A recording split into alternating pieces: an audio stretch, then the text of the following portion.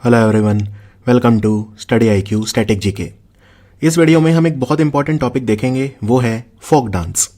हम classical dance जो हैं यानी शास्त्रीय नृत्य, उन्हें ऑलरेडी कवर कर चुके हैं। अब हम फोक डांस कवर करेंगे, लेकिन फोक डांस बहुत सारे होते हैं। जो क्लासिकल डांस थे वो तो सिर्फ 8 थे। तो फोक डांस को हम 2 पार्ट में कवर करेंगे। ये वाला जो वीडियो है ये है पार्ट 1, और जो पार्ट 2 होगा उसमें हम इसको खत्म करेंगे। तो 50% हम इसमें कर लेंगे, 50% हम अगले वीडियो में करेंगे। तो चलिए वीडियो को शुरू करते हैं। फोक डांस यानी कि भारत के लोक नृत्य। अब आपको पहले तो यह समझना है कि क्लासिकल डांस और फोक डांस में क्या डिफरेंस होता है। हालांकि मैंने ये आपको क्लासिकल डांस वाले वीडियो में बताया था, लेकिन इसमें मैं रिपीट कर देता हूं। देखो, क्लासिकल डांस आप तभी कर सकते हो जब आपने बहुत ज्यादा ट्रेनिंग ली हो। पहली बात, ये बिल्कुल भी कैजुअली नहीं होते। इनका जो संबंध है वो भगवान से होता है, स्पिरिचुअलिटी से होता है, आध्यात्म से होता है। सालों की कठोर तपस्या, मेहनत करनी पड़ती है, तब जाके क्लासिकल डांस आप कर सकते हो। इनके कानून बहुत ज़्यादा सख्त होते हैं। मान लो मैं आपको कहूँ कि स्टेज पर जाकर भरतनाट्यम स्टार्ट कर दो, तो क्या आप कर सकते हो? नहीं। लेकिन अगर मैं आपको बोलूँ कि आप स्टेज पर जाकर भांगड़ा कर लो या डांडिया कर लो, तो आप कर लोगे। तो वो एक फोक डांस है, यानी लोक नृत्य है। क्लासिकल डांस जो होते हैं वो जनरली प्रोफेशनल्स करते हैं, जो बहुत ज़्यादा उस फील्ड में होते हैं, जिनका काम ही वही है, जो नर्तक हैं, जो नृत्य करते हैं। ठीक है, क्लासिकल डांस वो करते हैं। फोक डांस कोई भी कर सकता है। तो फोक डांस को इसीलिए कॉमन पीपल्स डांस बोलते हैं, यानी आम आदमी का डांस। एक आम आदमी उसे खड़े होकर कहीं पे भी कर सकता है। बहुत ज़्यादा आभूषण, श्रृंगार, सज्जा, सजावट, इनकी आवश्यकता नहीं है। ठीक है। और फोक डांस क्यों किए जाते हैं? ये जनरली सेलिब्रेट करने के लिए किए जाते हैं कोई चीज़, जैसे कि फसल अच्छी हो गई, यानी एग्रीकल्चर हार्वेस्ट, शादी ब्याह, कोई और फंक्शन, कोई खुशी, किसी घर में किसी लड़की या लड़के का जन्म होना। तो इन सब पे फोक डांस किए जाते हैं। इनमें बहुत ज़्यादा स्ट्रिक्ट रूल नहीं होते, बहुत ज़्यादा सख्त कठोर कानून नहीं होते। इनका पर्पज़ होता है एन्जॉयमेंट, फन, ब्रदरहुड, भाईचारा, आपसी एक दूसरे के साथ भाईचारा और प्रेम, ये होता है इनका मकसद। तो फोक डांस जो होते हैं ये एनर्जी, एंथुजियाज्म और पावर को दिखाते हैं। क्लियर? अब हम करते हैं फोक डांस। इससे पहले मैं एक एक करके सारे राज्यों का स्टार्ट करूं। पहले छौ नृत्य से शुरू करते हैं, क्योंकि ये भारत के 3 राज्यों में किया जाता है। और ऐसा नहीं है कि भारत के 3 पूरे पूरे राज्यों में किया जाता है, ये एक एक जिले में ही किया जाता है। तो छौ ये आया कहां से शब्द छौ? ये शब्द आया शब्द छाया से। छाया का मतलब होता है शैडो। ठीक है, शैडो, आपकी छाया, आपकी परछाई, वहां से ये शब्द आया। तो ये एक मास्क डांस है जनरली, यानी इसमें मुखौटा पहना जाता है। हालांकि आपको बता दूं, 3 तरह का छौ होता है, उसमें 2 में ही मुखौटा पहना जाता है, एक छौ में मुखौटा नहीं पहना जाता। तो छौ 3 तरह का कौन सा होता है? एक होता है झारखंड में किया जाता है, जिसको बोलते हैं सरायकेला छौ, क्योंकि झारखंड में एक जिला है सरायकेला। दूसरा ओडिशा में किया जाता है, जिसको बोलते हैं मयूरभंज छौ, क्योंकि मयूरभंज में किया जाता है, जो कि जिला है ओडिशा में। और तीसरा है वेस्ट बंगाल में पुरुलिया छौ, जो कि पुरुलिया में किया जाता है, पुरुलिया डिस्ट्रिक्ट, वेस्ट बंगाल। तो 3 तरह का छौ है और ये सुपर इंपॉर्टेंट है। सरायकेला छौ झारखंड का, मयूरभंज छौ ओडिशा का, और पुरुलिया छौ पश्चिम बंगाल का। यहां पे एक बात और याद रखिए, जब छौ नृत्य करते हैं तो हम पौराणिक कहानियां सुनाते हैं, यानी कि जो नृत्य के थ्रू जो चीजें हम दिखाते हैं वो हैं माइथोलॉजिकल स्टोरीज, यानी कि पौराणिक कहानियां। अच्छा, इनमें से कौन सा वो छौ है जिसमें मुखौटा नहीं पहना जाता? वो है मयूरभंज छौ, यानी ओडिशा वाला जो डांस है उसमें मुखौटा नहीं पहना जाता। तो मैं आपको दिखा देता हूं तीनों तरह के छौ। ये है पुरुलिया छौ, आप देख सकते हैं इसमें मुखौटा पहना हुआ है। ठीक है, इसमें जैसे अब यहाँ पे ये दुर्गा और उनका जो सिंह है उसका विवरण दे रहे हैं। ये है सरायकेला छौ झारखंड का, इसमें भी मुखौटा पहना जाता है। और ये है मयूरभंज छौ, और ऐसा आप देख सकते हैं कि यहाँ पे जो नर्तक हैं उन्होंने मुखौटा नहीं पहना। इनफैक्ट छौ नृत्य इतना पॉपुलर है कि 2010 में यूनेस्को ने इसे अपनी representative list of intangible cultural heritage में डाला था। चलिए, अब हम सबसे पहले झारखंड की बात करते हैं। अब हम झारखंड के जब फोक डांस देखेंगे तो हम इसमें अब छौ को नहीं पढ़ेंगे, क्योंकि छौ हमने अलग से पढ़ लिया। इसी तरह से ओडिशा और जब हम बंगाल के पढ़ेंगे तो उसमें फोक डांस में छौ को नहीं पढ़ेंगे। पहले झारखंड की बात करते हैं। जहां मुझे लगेगा कि किसी नृत्य के बारे में आपको एक्स्ट्रा इन्फॉर्मेशन देनी ज़रूरी है अपने अनुभव के आधार पर, जो पुराने पेपर देखे हैं उनके आधार पर, तो मैं आपको ज़रूर दूंगा। कहीं कहीं पे फोटो भी दिखानी ज़रूरी होगी, वो भी दिखाऊंगा। तो झारखंड में सबसे पहले है दुमकाच, फिर है सरहौल। और सरहौल काफ़ी इंपॉर्टेंट है क्योंकि सरहौल एक फेस्टिवल होता है, तो उसी फेस्टिवल पे जो डांस किया जाता है उसे सरहौल डांस बोल देते हैं। तो सरहौल फेस्टिवल और सरहौल डांस दोनों इंपॉर्टेंट हैं। फिर है कर्मा डांस। वैसे तो कर्मा डांस ऐसा नहीं है कि सिर्फ झारखंड में ही किया जाता है, कर्मा को मध्य प्रदेश में भी करते हैं, कर्मा को बिहार में भी करते हैं, कर्मा को बंगाल में भी करते हैं, लेकिन यहाँ का एक विशेष झारखंड का कर्मा डांस होता है। कर्मा मुंडा कहा जाता है, मुंडा ट्राइब होती है वहाँ की, तो वो लोग करते हैं Karma dance. Karma folk dance जो होता है ये कर्मा फेस्टिवल होता है तब किया जाता है। और कर्मा आप जानते हैं जिसे बोलते हैं गॉड ऑफ फेट, यानी आप जैसे कर्मा करोगे वैसा ही आपको फल मिलेगा। तो जो कर्म भगवान एक तरह से कर्म को एक भगवान की तरह उसकी पूजा की जाती है कर्मा डांस में। फिर है अग्नि डांस, अग्नि फोक डांस, अग्नि लोक नृत्य। फिर है झूमर। ठीक है, झूमर को घूमर से कंफ्यूज मत करना, घूमर राजस्थान का है जिसकी हम आगे बात करेंगे, ये है झूमर। और झूमर दो तरह का होता है, एक है जननी झूमर और एक है मर्दाना झूमर। नाम से पता चल रहा है मर्दाना झूमर पुरुष करेंगे, इसमें थोड़ा बहुत मार्शल आर्ट का प्रयोग भी होगा, थोड़ा सा एक जो भी नृत्य पुरुष करते हैं उनमें थोड़ा सा एक ब्रेवरी दिखाई जाती है। वो कोशिश करते हैं कि हम पुरुष हैं तो हम उसमें अपनी मर्दानगी दिखाएंगे, तो ये मर्दाना झूमर है। और एक है जननी झूमर, जननी बोलते हैं नारी को, ठीक है ना, नारी को बोलते हैं, महिला को बोलते हैं जननी। तो जननी झूमर जो होता है वो नारी करती हैं। तो झूमर बहुत ज़्यादा इंपॉर्टेंट है और ये हार्वेस्ट सीजन में किया जाता है, यानी जब फसल कटती है उस वक्त किया जाता है। फिर है पाइका, पाइका को पुरुष करते हैं, इसमें कई सारी मार्शल आर्ट का प्रयोग किया जाता है। और पाइका जो है ये ग्रुप ऑफ सोल्जर्स थे जिनका काम था कि लोगों की रक्षा करें, तो वो करते हैं, मेल्स करते हैं पाइका। उसके बाद फगुआ, फगुआ होली के वक्त किया जाता है ये फेस्टिवल, इसमें पुरुष महिला साथ करते हैं इसे, और इसमें एक दूसरे के ऊपर होली के रंग और कलर वगैरह भी बिखेरे जाते हैं। तो ये झारखंड के जो है इम्पॉर्टेंट, सबसे इम्पॉर्टेंट फोक डांस हैं। हो सकता है मैंने कुछ छोड़े हों, लेकिन अगर वो छोड़े हैं तो याद रखिए किसी रीज़न की वजह से छोड़े हैं। क्योंकि देखिए अब झारखंड जैसा जो जिला है जहाँ पे इतने सारे ट्राइब्स हैं, राइट, तो अगर मान लीजिए कोई 100 ट्राइब्स भी किसी डांस को करते हैं तो वो भी हो तो उस स्टेट का गया। लेकिन एग्जाम ओरिएंटेड ये वीडियो है, तो इसमें जो मैं छोड़ूंगा तो कुछ सोच के छोड़ूंगा। आपको बस ये वाले याद रखने हैं जो यहाँ पे लिखे हैं, दुमकच, सरहौल, कर्मा, अग्नि, झूमर, पाइका और फगुआ, और सरायकेला छो मैंने बता दिया था। अब आते हैं राजस्थान के ऊपर।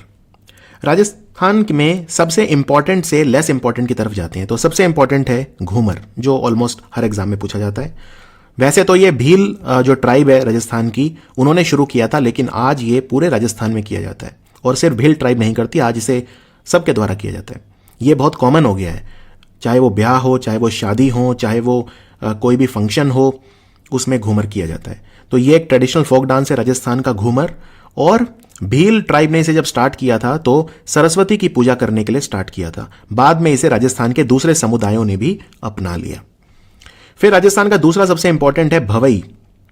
देखो भवई जो है उसमें सर के ऊपर आप यहां पे देख सकते हैं, ये घूमर है और ये वाला जो है ये भवई है। तो भवई में सर के ऊपर जो मटके रखे जाते हैं और उनको फिर बैलेंस किया जाता है। इतना ही नहीं, बैलेंस करने के बाद डांस भी किया जाता है। और बहुत ही ज़्यादा कठिन, बहुत ही ज़्यादा सालों की मेहनत इसमें लगती है। पुरुष भी करते हैं, महिलाएं भी करती हैं। तो इसमें सर के ऊपर जो मटके हैं बहुत सारे, वो रख के डांस किया जाता है, उनको बैलेंस करके। ये है भवई। अगला है कलबेलिया। कलबेलिया भी इतना ज़्यादा इंपॉर्टेंट है कि यूनेस्को ने इसे 2011 में अपनी representative list of intangible cultural heritage, यानी अपनी अमूर्त विरासत की जो रिप्रेजेंटेटिव लिस्ट है उसमें डाला था।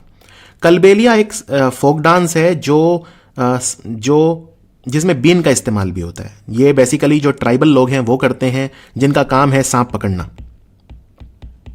स्नेक चार्मर का काम करते हैं, जो बीन बजाते हैं। तो इसमें एक विंड इंस्ट्रूमेंट यूज होता है, वाद्य यंत्र जिसे बीन बोलते हैं, कहते हैं ना सांप के आगे बीन बजाना।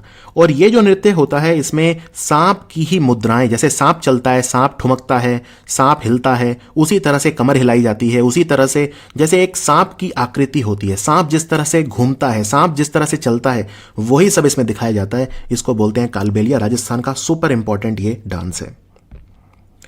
राजस्थान के कुछ और डांस अब देखते हैं, जैसे कठपुतली। कठपुतली बहुत कॉमन है, अब तो खैर पूरे भारत में कठपुतली दिखाई जाती है जगह जगह, लेकिन कठपुतली का जो ओरिजिन है वो राजस्थान में है। राजस्थान में जोधपुर, उदयपुर, बहुत सारी जगह कठपुतली का जो नृत्य है वो दिखाया जाता है। ये कठपुतली को कठपुतली क्यों बोलते हैं? देखो, पुतली का मतलब होता है डॉल, यानी कि कोई गुड़िया, और कठ मतलब होता है लकड़ी। तो इसमें लकड़ी की जो गुड़िया होती है, जो निर्जीव, उसको सजीव बनाया जाता है, उसको धागों से हिलाया जाता है, और इसमें कुछ जिसे बोलते हैं सोशल मैसेज होता है। ठीक है, जब भी कठपुतली का नृत्य दिखाया जाता है तो जो पपेटियर होते हैं, यानी कि जो कठपुतली के धागे खींचते हैं, वो कोई सोशल मैसेज इसमें देते हैं। उसके बाद है चारी। चारी को मटका बोलते हैं, पॉट डांस है ये भी। ठीक है, आप यहाँ पे देख सकते हैं, ये है चारी डांस। तो इसमें सर के ऊपर एक पीतल का मटका, जनरली पीतल का होता है, तो पीतल का मटका रख के और उस पर आग भी लगाई जाती है और फिर वो डांस किया जाता है। बहुत ही कठिन डांस है। जो चारी डांस है इसे दो समुदाय करते हैं राजस्थान में, एक तो गुज्जर समुदाय किशनगढ़ में और एक सैनी कम्युनिटी जो है वो अजमेर में। तो ये इन्हें करते हैं। ये खैर आपको याद रखने की ज़रूरत नहीं है, आप बस याद रखिए जो चारी डांस है वो राजस्थान का डांस है। फिर है कच्ची घोड़ी। कच्ची घोड़ी में क्या होता है, आप यहाँ पे देख सकते हैं कि ये एक तरह का घोड़ा जो है उसके बीच में पुरुष फंसा हुआ है। तो इसमें बेसिकली जो डाकू होते हैं, डाकू मतलब बैंडिट, जो गांव वगैरह को लूटने आते थे, जो डाकू हैं, उनकी स्टोरी बताई जाती है कि डाकू किस तरह से आते थे और वो सब। तो डाकू जनरली जो होते हैं पुराने डाकू, आज के डाकू तो अलग तरह के हैं, लेकिन जो पुराने डाकू हैं वो घोड़ों के ऊपर आते थे, और तो उसमें वो सारी कहानियां दिखाई जाती हैं कच्ची घोड़ी में। फिर है चक्री। नाम से पता चल रहा है गोल गोल घूमने वाला, तो इसे जो कंजर ट्राइब है वो करती है, उसकी महिलाएं करती हैं। चक्री में भी वैसे ही चक्री एक गोल गोल घूमना जाता है, लगातार महिलाएं घूमती हैं, इसमें स्पिन करती हैं, बहुत ज़्यादा कठिन डांस है। उसके बाद है गैर। ये भील समुदाय के लोग करते हैं। ये यहाँ पे आप देख सकते हैं, ये है गैर, और इसमें जो डंडियां हैं, स्टिक्स, उनका इस्तेमाल होता है, तो उनको पकड़ के ये भील ट्राइब के लोग करते हैं, इसको गैर बोलते हैं। तो ये राजस्थान के हैं। बाकी दो तीन और बताता हूं। एक है गवरी। गवरी जो है ये भी भील ट्राइब के पुरुष करते हैं। इसमें भगवान शिव और पार्वती को वो समर्पित है ये डांस, उनको अपनी जो डिवोशन है, अपनी भक्ति है, उसका प्रदर्शन वो करते हैं, गवरी। एक है तेहरा ताली। तेहरा ताली को तेहरा ताली क्यों बोलते हैं? क्योंकि तेहरा शरीर के ऊपर वो लगे होते हैं जिन्हें जो बजते हैं, इसे जो कमाड़ वहाँ की जनजाति है, जो कि शेड्यूल्ड कास्ट है वहाँ की, एक वो करती है, ये कम्युनिटी करती है। और वहाँ उनके एक भगवान भी होते हैं जिन्हें बाबा रामदेव बोलते हैं। ये वो वाले आज वाले रामदेव नहीं है, ये बहुत पुराने वाले बाबा रामदेव हैं जो इस समुदाय के गुरु हैं, उनको समर्पित है।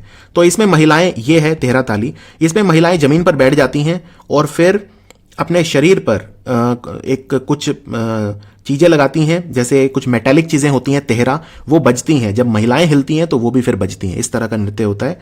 और जो गवरी है, ये वाला है गवरी, इसमें घर घर जाकर, गांव गांव जाकर एक यात्रा निकाली जाती है और डांस को किया जाता है।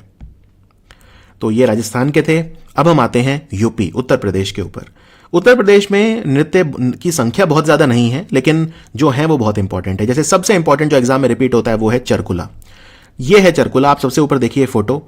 इसमें ये ब्रज रीजन का है। जैसे यूपी को भी कई रीजन में डिवाइड किया हुआ था, ब्रज, अवध वगैरह। ब्रज वो इलाका है जिसका संबंध भगवान कृष्ण से है। मथुरा, वृंदावन, ये जो इलाका है, इसके आसपास का इलाका, ये ब्रज कहलाता है। तो ब्रज में होता है चरकुल नाम का जो डांस है। ये बहुत ही टफ है क्योंकि इसमें सर के ऊपर 108 दिए रखे जाते हैं। आप यहाँ पे देख सकते हैं, ये सर के ऊपर एक चीज़ है, आकृति है, इसके ऊपर 108 दिए रख के उनको बैलेंस करना होता है। और ये एक लकड़ी होती है, वुडन प्लेटफॉर्म, जिसके ऊपर 108 दिए रख के बैलेंस करना होता है। तो ये है चरकुल डांस, ये काफ़ी इंपॉर्टेंट है।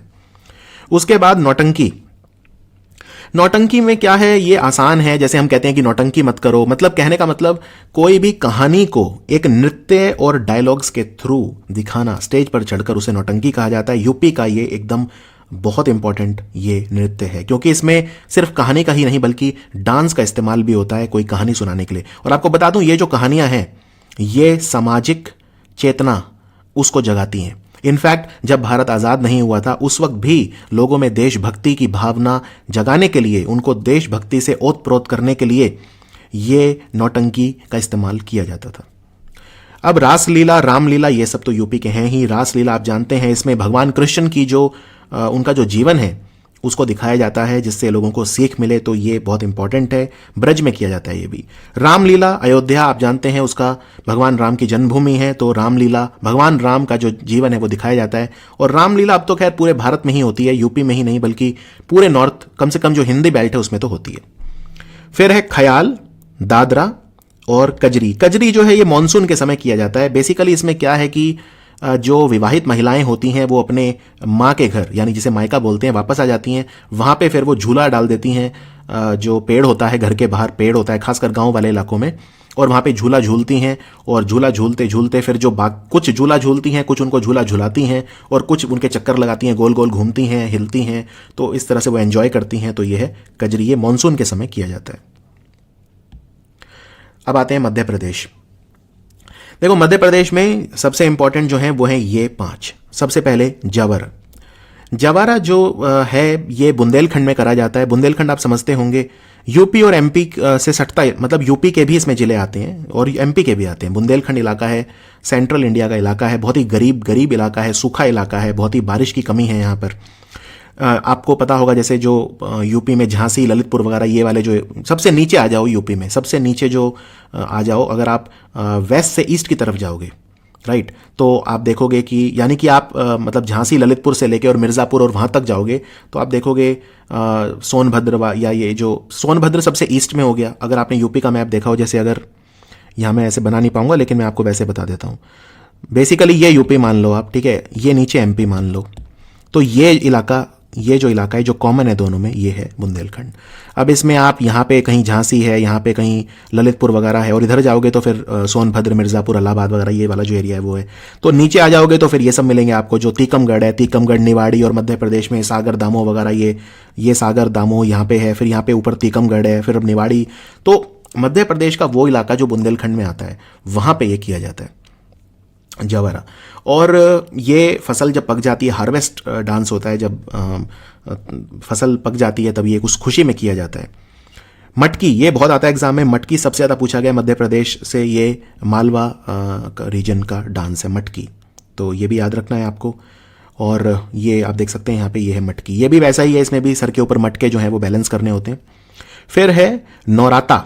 नौराता को बुंदेलखंड में किया जाता है इसे भी, और इसे जो अनमैरिड लड़कियां हैं वो करती हैं। ऐसा माना जाता है कि जो अविवाहित लड़कियां हैं वो एक अच्छा वर चाहती हैं, तो उसकी चाह में ये किया जाता है। उसके बाद है माच। माच भी बहुत रिपीट होता है, माच भी मालवा में किया जाता है, और ये एक तरह का बैले डांस है, मतलब इसको वेस्टर्न डांस एक तरह का कह सकते हो आप, ठीक है ना। तो इनफैक्ट एक वहाँ पे गुरु थे जिन्होंने इसको शुरू किया था माच को, और उन्हें मालवा का शेक्सपियर बोलते हैं। तो ये एक थोड़ा सा वेस्टर्नाइज डांस है, थोड़ा सा इसमें आपको एक पश्चिमी जो झलक दिखेगी। फिर है ग्रीडा। ग्रीडा जो है ये जब राबी फसल, जो विंटर में जो फसल गेहूं वगैरह ये सब जो होती है, ये जब पक जाती है तब ये किया जाता है ग्रीडा। तो ये है ग्रीडा, आप यहाँ पे देख सकते हैं। अब छत्तीसगढ़ पे आते हैं। मध्य प्रदेश से अलग हुआ था राज्य छत्तीसगढ़, तो मध्य प्रदेश के ही जो डांस हैं उनकी झलक छत्तीसगढ़ में भी मिलती है, और कुछ कॉमन भी हैं, राइट, कुछ कॉमन भी हैं।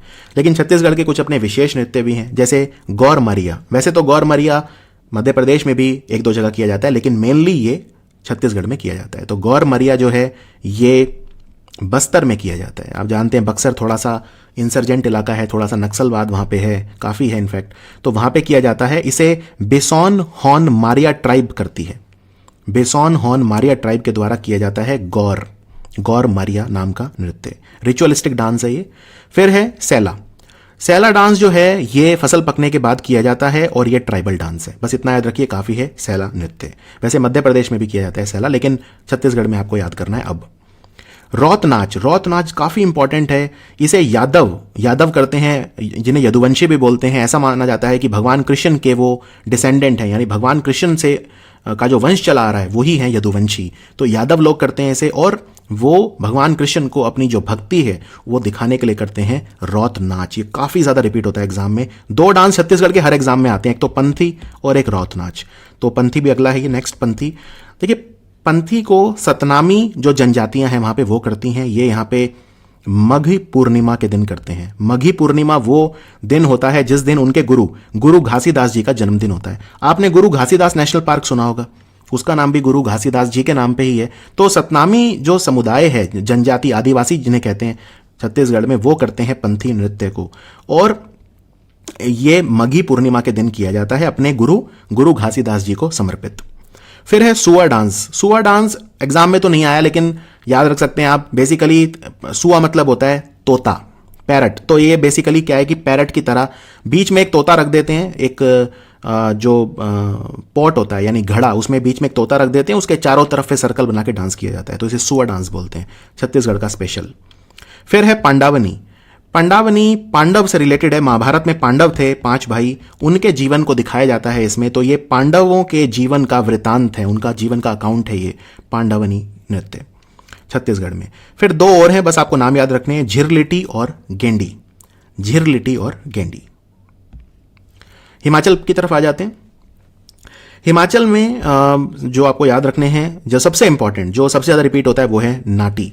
देखो, नाटी जो डांस है ये कई तरह का है। कुल्लू में किया जाता है तो कुल्लूवी नाटी हो गया, शिमला में शिमला वाला नाटी हो गया, किन्नौरी नाटी हो गया, किन्नौर में। अलग अलग जगह पे किया जाता है। हिमाचल में उसी हिसाब से इसका नाम हो गया। अलग अलग रीजंस की वजह से किया जाता है। कहीं पे नया साल मनाने के लिए, कहीं पे हार्वेस्ट के लिए, कहीं पर इनफैक्ट शिव भगवान की पूजा करने के लिए भी नाटी को किया जाता है। तो याद रखिए, नाटी सबसे ज्यादा इंपॉर्टेंट है हिमाचल का। उसके अलावा कुछ और भी हैं, जैसे राक्षस डांस। राक्षस मतलब डेमन, इंग्लिश में बोलते हैं राक्षस को डेमन। किन्नौर में किया जाता है जनरली ये, इसमें मुखौटे का इस्तेमाल भी होता है, तो इसमें मुखौटा पहना जाता है और फिर किया जाता है।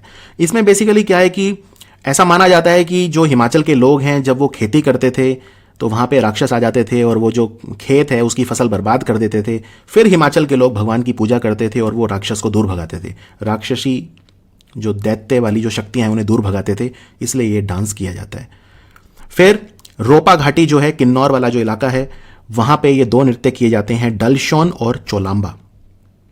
डालशोन और चोलांबा ये 2 नृत्य रोपा घाटी में किए जाते हैं। फिर शांड और शबू ये लाहौल वैली में किए जाते हैं। लाहौल स्पीति आपने सुना होगा, लाहौल वैली, तो शांड और शबू। फिर है डांगी। डांगी जो डांस है ये फसल पकने के बाद किया जाता है और ये नैना देवी को समर्पित है, जो नैना देवी की पूजा की जाती है इसमें। उसके बाद है कयांग। कयांग माला, माला को अंग्रेजी में गार्लैंड बोलते हैं, ठीक है ना। तो कयांग माला भी एक इंपॉर्टेंट नृत्य है हिमाचल का। गुजरात पे आ जाते हैं। गुजरात में 2 तो आपने जरूर सुने होंगे, डांडिया और गरबा। अब डांडिया और गरबा में फर्क क्या है? देखो, डांडिया तो नाम से पता चल रहा है, हाथ में डंडी होगी, ये सबके हाथ में डंडी होती है, तो वो डांडिया हो गया, ठीक है। डांडिया डांस इसलिए किया जाता है क्योंकि दुर्गा ने वध किया था महिषासुर का। तो डांडिया जब हम नृत्य करते हैं, वैसे तो कोई भी डंडी उठा के आजकल शुरू हो जाता है, लेकिन जो टेक्निकल जो डांस होता है डांडिया, उसमें माँ दुर्गा और महिषासुर के बीच जो लड़ाई हुई थी वो दिखाई जाती है, ठीक है। और जो डंडी होती हैं वो माँ दुर्गा की तलवार दिखाती है, याद रखिए, डांडिया। फिर गरबा। गरबा हम नवरात्रे में करते हैं, और गरबा जो है ये शब्द बना गरबा गर्भ से। गर्भ मतलब क्या होता है? एक माँ का गर्भ जिसमें बच्चा पलता है, यानी वॉम, अंग्रेजी में जिसे वॉम कहा जाता है। तो इसमें बेसिकली क्या है, एक तरह से जो ट्रेडिशनल गरबा है वो परफॉर्म किया जाता है, जिसमें हम बीच में एक लैंप यानी कि एक रोशनी का एक दिया या कुछ ऐसा रखते हैं, लैंप रखते हैं, और हम उसमें उसके चारों तरफ फिर नृत्य करते हैं। या कई बार ऐसा भी होता है बीच में हम शक्ति जो हैं, शक्ति माँ, उनको रख देते हैं और उनके चारों तरफ फिर गरबा किया जाता है। तो डांडिया और गरबा लगभग आपको सबको पता ही होगा। लेकिन कुछ और भी हैं, जैसे पढ़ार। इसे पढ़ार कम्युनिटी करती है गुजरात में। फिर है हुडो। हुडो डांस को जो भरवाड़ ट्राइब है वो करती है, जो कि जो पशु पालते हैं, शेपर्ड हैं। शेपर्ड समझते हैं? शेपर्ड मतलब जो मवेशी पालते हैं उन्हें शेपर्ड कहते हैं। तो वो समुदाय करता है हुडो डांस। फिर एक एग्जाम में आता है टिप्पणी। टिप्पणी काफ़ी इंपॉर्टेंट है। इसे जूनागढ़ में चोरवाड़ जगह पे किया जाता है, जो कि एक वहाँ पे जगह है, शहर है चोरवाड़, वहाँ पे किया जाता है। इसमें डंडियों का इस्तेमाल होता है, ठीक है, डंडियों का इस्तेमाल होता है। और ये टिप्पणी क्यों किया जाता है? क्योंकि ये कोस्टल एरिया में किया जाता है। कोस्टल, जो समुद्र के नज़दीक है। तो ऐसा माना जाता है इसे जो मछुआरे महिलाएं हैं वो करती हैं, जो जिनके पति मछली पकड़ने के लिए जब चले जाया करते थे दूर दूर, नाविक थे, तो वो घर नहीं आते थे बहुत समय तक, तो ये महिलाएं बोर हो जाती थी, और जब ये बोर हो जाती थी तो ये मिलके नृत्य करती थी, जिसे टिप्पणी कहा जाता है।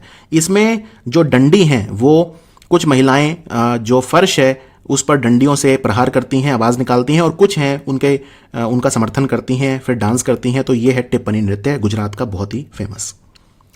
असम पे आ जाते हैं। देखो, असम में सबसे इंपॉर्टेंट है बिहू। इसको हम डिटेल में पढ़ेंगे, इसको बाद के लिए रख देते हैं, लेकिन पहले जो और हैं, तो दूसरा सबसे इंपॉर्टेंट है जिसे बोलते हैं बगुरुम्बा। बगुरुम्बा को बोडो करते हैं। असम में जो बोडो हैं, जो बोडो लैंड की मांग भी कर रहे हैं बहुत टाइम से, तो बोडो करते हैं इस नृत्य को। ये नृत्य विषुव संक्रांति यानी कि 15 अप्रैल के आसपास किया जाता है। 15 अप्रैल को असम का नया साल भी होता है, ये आपको याद होगा, जो नया साल होता है। और इसमें गौ माता की पूजा की जाती है, और बाद में जो बच्चे हैं वो अपने माँ बाप के पैर छूते हैं, उनका आशीर्वाद लेते हैं। तो ये है बगुरुम्बा। उसके बाद भोरताल। भोरताल वहाँ के बारपेटा जिले में किया जाता है। इसमें जो डांसर होते हैं उनके पास सिंबल होते हैं, आप देख सकते हैं यहाँ पे, ये बजाने के लिए जो ये पीतल के बर्तन है हाथ में, इन्हें सिंबल बोलते हैं, और इनको बजाया जाता है और डांस करते वक्त। तो ये है भोरताल। फिर है ओजापल्ली, बस नाम याद रखिए, ये वाला जो डांस है ये है ओजापल्ली। एक है झूमुर, ये झूमर नहीं है झारखंड वाला, ठीक है, ये घूमर नहीं है राजस्थान वाला, ये झूमुर है। इसे चाय, जो असम आप जानते हैं चाय की खेती बहुत ज़्यादा है, सबसे ज़्यादा भारत में चाय असम में होती है। तो जो चाय के समुदाय में है, जो चाय टी कम्युनिटी, यानी कि जो चाय के बागानों में काम करते हैं लोग, वो इसको करते हैं, इसको बोलते हैं झूमुर। अब बिहू पे आ जाते हैं। देखो, बिहू जो है असम का सबसे इंपॉर्टेंट और सबसे फेमस डांस है। बिहू भी 3 तरह का होता है। एक होता है रोंगाली या बोहाग बिहू, दूसरा होता है कोंगाली या कटी बिहू, और तीसरा होता है भोगाली या मग बिहू। और तीनों अलग अलग टाइम पे और अलग अलग कारणों की वजह से किया जाता है। ये काफ़ी इंटरेस्टिंग है, आपको बताता हूँ कैसे। सबसे पहले आते हैं रोंगाली या बोहाग बिहू। ये अप्रैल में किया जाता है, और ये जो वसंत ऋतु का आगमन जब होता है 15 अप्रैल के आसपास, तब ये किया जाता है, गर्मियों से जस्ट पहले। तो और नया साल भी होता है, जो भारत के अलग अलग राज्यों में अलग अलग नाम से मनाया जाता है, ठीक है। केरल में उसे विशु बोल देते हैं, तमिलनाडु में पुथांडु बोल देते हैं। तो अलग अलग नाम से इसे जो नया साल है लोग मनाते हैं।